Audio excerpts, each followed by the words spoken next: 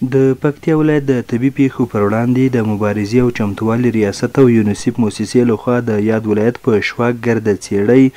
او وزې زدرڼو ولسوالیو کې سلګونه کورنیو ته د کور اړوند د اړینو توکو مرسته ورکړل شوه.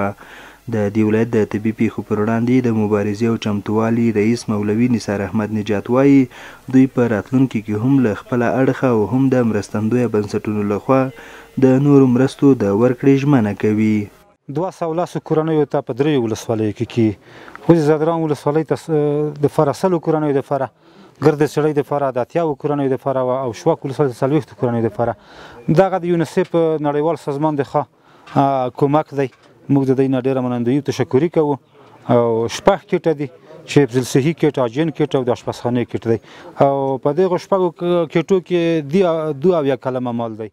نجات په همدې وخت کې د عامه پوهاوي لکه د سیلابونو، اور او د ماینونو خطرونو څخه د مخنیوي برخه کې خلکو ته په لا ډیر پام ټینګار وکړ. اوس هم په دې لاره کې موږ ته موټر په مخه راتلل د موږ د موسساتو د ماین پاکۍ نو په وخت پېښې ته رسېدګي کېږي او د ماینونو ټیمو د ماین پاکۍ ټیمونه یا د ماین پاکۍ د سروې ټیمونه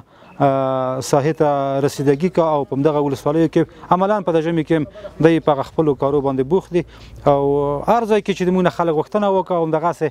ناچاودې توکي موږ دوی پیدا کړي موږ سره شریک موږ په وخت هغو ته ټیمونه ورسوو. په همدې حال کې بیا مرسته اخیستونکی عید محمد او بلال دا ډول مرستې د دوی لپاره اړینې یادوي او وایي د لنډ وخت لپاره یې دا ډول مرستې لاسنیوی کولی شي خو د اوږدمهاله لپاره غوښتنه کوي چې دوی لپاره د کاري بوختیاو رامنځته کېدو فرصتونه برابر شي. غوښتنه خو همدغه ده چې زیر راست شایم په کور ده چې روشي موږ سره د جزونو سره مرسته وشي پیږې داسې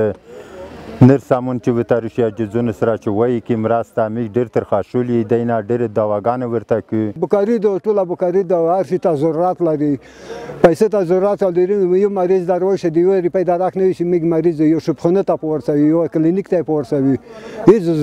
ضرورت نه حل کېږي والله مشکله ده. د یاد ریاست د معلوماتو له مخې د ورته او نورو مرستو برخه کې پلان لري چې د پکتیا په نورو ولسوالیو کې هم د اړمنو لاسنیوي ته دوام ورکړي. حیران احمدزی، امید راډیو، پکتیا.